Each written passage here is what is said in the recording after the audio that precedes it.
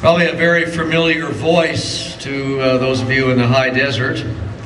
It's California Highway Patrol's Public Affairs Officer, Stephen Hunsaker. I say that because if you listen to KLOA or KRAJ, you want to find out, you want to keep listening as you can find out what the traffic conditions are.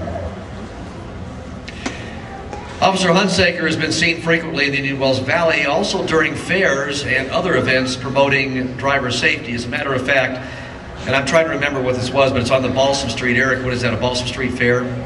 What do we have on Balsam Street with all the cars here? Okay, Balsam Street Fair, and I remember seeing Officer Steve Hunsaker with this, it looks like the body of a car somehow, and inside there's a dummy, and he shows what happens if the dummy is not wearing a seatbelt.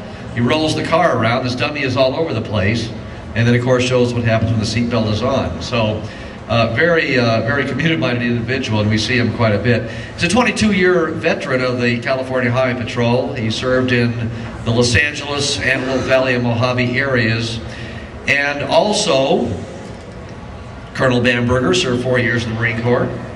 Okay. And during my time as news director for the radio stations, I've had opportunity to talk to Steve in his position, and can only say that, as I said before, he is a very community-minded individual, which is certainly proven tonight by his presence with us. Let's welcome California Highway Patrol Officer Stephen Hunsaker.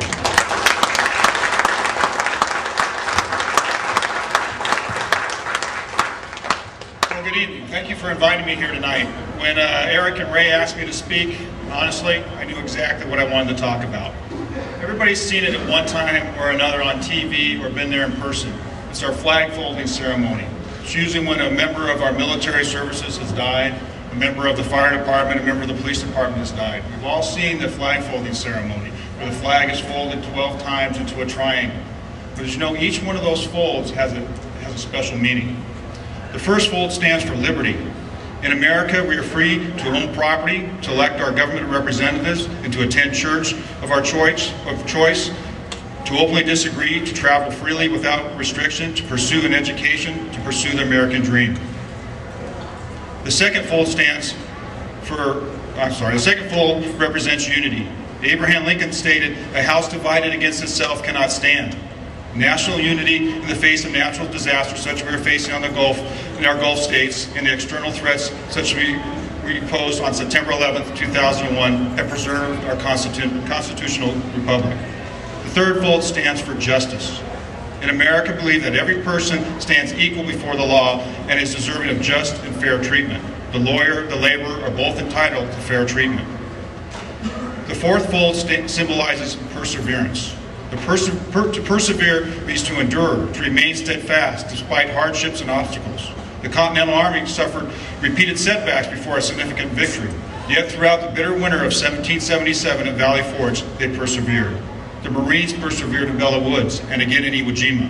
Our forces are persevering again in Iraq and Afghanistan. The fifth fold stands for hardiness. Hardiness is the ability to withstand difficulty while remaining resolute despite adversity. The aggressors in World War II underestimated the American hardiness. They thought the Americans were soft, incapable, and unwilling to endure hardships. Our soldiers and sailors, such as those who fought at Normandy, proved them wrong. Al-Qaeda forces think we are soft, and again, we are proving them wrong. The sixfold stands for valor.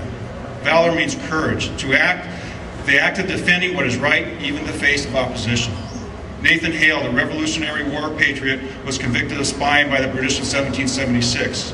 Before he was hanged, he displayed great valor when he uttered the words, "I only regret, but I have one life to give for my country." The seventh fold symbolizes purity. A pure nation is free from taint, from what weakens, pollutes, or renders it ineffective. Our founding fathers illuminated freedom's path for us when they created the Declaration of Independence, the Constitution, and our Bill of Rights. The pure intent of these documents enabled the United States of America to become the greatest of all nations, in a land of liberty which beckons to all those who are seeking asylum from persecution and oppression. The eighth fold represents innocence. Innocence implies one is unacquainted with evil and is thus free from sin. George Washington once stated, "The love of my country will be the ruling influence of my conduct."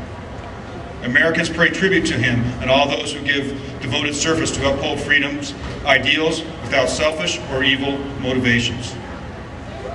The ninth fold signifies sacrifice. To sacrifice is to give up something valued for an ideal, belief, or goal. America exists today because of sacrifices of countless Americans.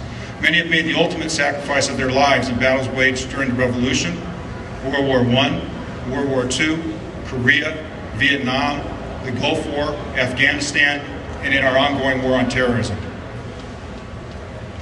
The 10th fold stands for honor.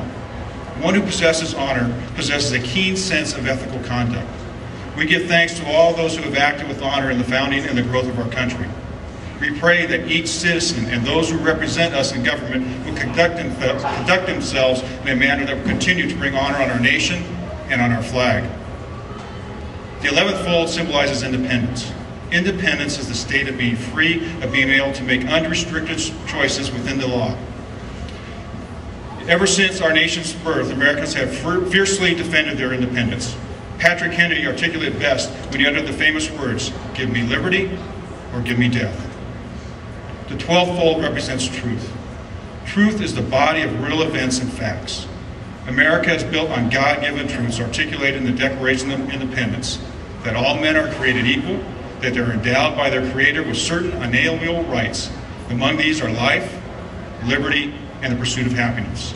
Adherence to these truths have made America a great country.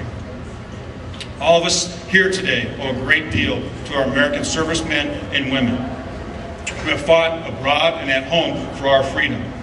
Please, I know we all have very busy schedules, but if you could take time from your busy schedule to thank them, if it's sending a package to our soldier in the Middle East, or if it's stopping by a Veterans Hall to lend a hand, that will make a difference. Thank you very much.